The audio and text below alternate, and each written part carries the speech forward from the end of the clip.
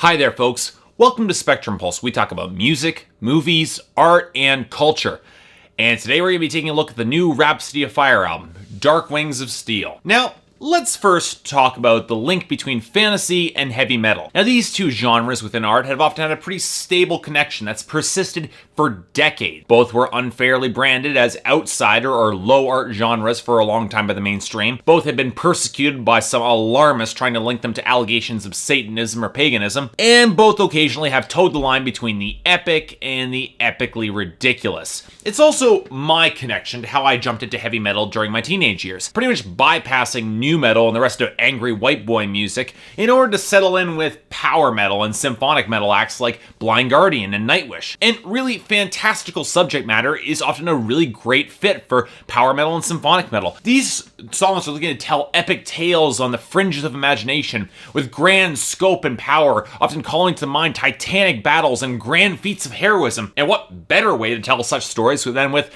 grand multi-part arrangements and blistering guitar riffs? I don't know, seems to make sense to me. But with the mainstream success of material like The Lord of the Rings and Game of Thrones, I began to wonder whether or not it would be long before the heavy metal genres that I liked began to reap the rewards of that link with fantasy. Of course, I was being somewhat realistic regarding this. There's always a certain pulpy level of cheesiness to some metal acts that would prevent a lot of people from taking them remotely seriously, but some could stand to do well, and metal has occasionally been very successful during the numerous fantasy booms throughout the past few decades. Yet, even with all of that in mind, Rhapsody of Fire probably would not reap as many rewards as some of their contemporaries with that fantasy association. Because of the metal acts that I have covered, they're one of the tough ones to get into in the middle. With their debut album in 1997, the band steadily pumped out album after album throughout the late 90s and 2000s that all tied together into the same ongoing fantasy story and world, confined to 2 5-album sagas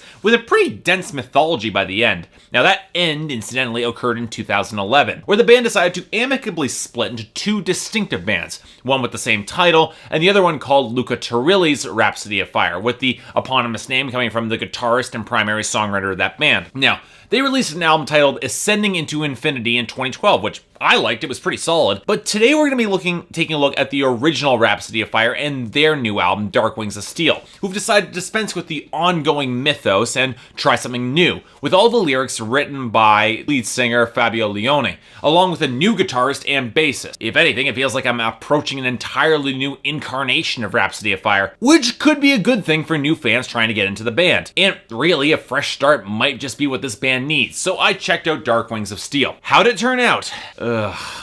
Not well. Let me make this clear. Dark Wings of Steel is by no means bad, but it sure as hell is bland and lacks a lot of the character that made earlier Rhapsody of Fire albums at least memorable, even if they were completely ridiculous at points. And look, while I get that the band was probably trying to find a new identity for itself in the absence of its primary songwriter, this album still feels like a big step backwards for me, and it really didn't work. So okay, let's explain this. Some of you are probably wondering what this album sounds like, and that's a good place to start with answering that question. It sounds like a Rhapsody album. Not a Rhapsody of Fire album, but one that harkens back to their late 90s years, particularly those first 2 albums, and even going back further with their Thundercross work. On the surface, this isn't a bad idea. To reorient yourself, sometimes you have to get in touch with your roots, and I can occasionally tolerate a step away from the overly grandiose orchestral sounds that the more recent Rhapsody of Fire albums had towards something that's more stripped down, a little bit more raw, and a little bit more directly passionate instead of all the bombast. The sad fact is that didn't really materialize at all, because the production on this album is disastrous. Oh, I don't even know what went wrong.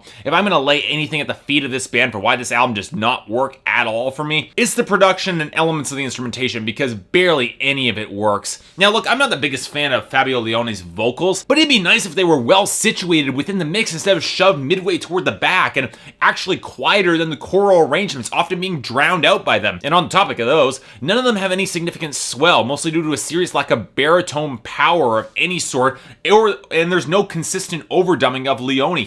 As I said, he frequently gets drowned out. It really doesn't help matter that the orchestral arrangements are rather bare bones and lack any significant instrumental diversity that might have added some real flavor and texture to this record. And while I don't mind the keyboard tone they chose for the most part, the chugging rhythm guitar tone is so flat and devoid of texture or force that it completely undercuts any dramatic energy of that this album might have stood a chance of building. In fact, you can say that about the entire mix. None of it really managed to hit me or have any sort of real weight or emotional resonance, just sounding like generic meat and potatoes power metal, and if you're comfortable with that, okay, go ahead, but didn't do anything for me. It didn't help matters that the riffs seem so much more simplified and lacking in any real dynamic diversity, and it really hurts that a band doesn't manage to construct a single solidly memorable hook on the entire album. Now, I mean, the closest they come is A Tale of Magic, and they hammered that one hook they had into the ground within the first 2 minutes of the track. And look, don't even get me started on the drumming.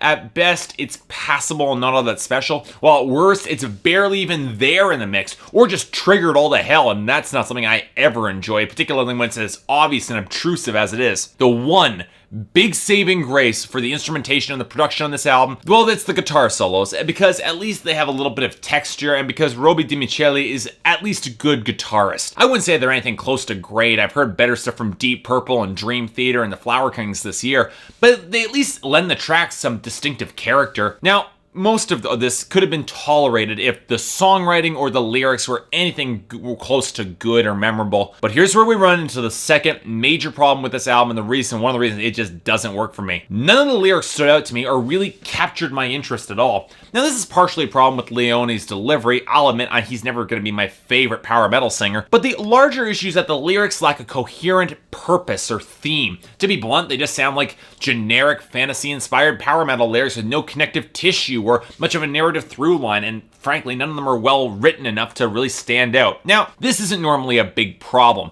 Lyrics have never been the most important element in power metal. I think we all can realize that. But when the hooks are as lacking as they are on this album, the formulaic and cliche lyrics just do even less to inspire me. At least on previous Rhapsody of Fire albums, questionable lyrics could be tied into the overarching narrative that the band was trying to pursue. But now they don't have that overarching narrative, and I just can't help but feel that the band really suffers for it. As ridiculous and as occasionally hard to follow as Rhapsody of Fire's various sagas were throughout their career, they were at least lent the lyrics a feel of a grand, epic, multi-part story that might have excused some of the clumsiness in the technical songwriting. But without that, honestly, the songwriting is less bad and more just bland, lacking the dramatic weight to really click and resonate with me, and that was the real disappointment. Look, in short, Dark Wings of Steel by Rhapsody of Fire just did not impress me in the slightest, and this album was a real chore to get through, and any album that has to have that criticism is not getting a positive write-up. Look, are there a few tracks where the guitar work is solid enough to elevate them? Well, sure, and I guess they were kind of okay, but it's not enough, and frankly, because I didn't find a single track on this album remotely epic or emotionally impacting. On that scale alone, a scale to which most power metal albums are weighed, particularly when you compare it to the rest of Rhapsody's discography, look, I can't call this album a success, and it's getting a 5 out of 10 from me. If you're a die-hard fan of this band, especially their earlier material, I guess you can go out and get Dark Wings of Steel by Rhapsody of Fire. I guess, but really, if you're not, skip this album. I mean, Rhapsody of Fire has made better records than this, and while it's an admirable idea to go back to basics, this time, it was a big step in the wrong direction. So yeah, thanks a lot for watching. If you'd like to like and subscribe, I'd be more than grateful. If there's anything I might be able to do to improve my presentation, or if there's any other albums you'd like me to take a look at, I'd be more than happy to take a listen. Until then, see you next time.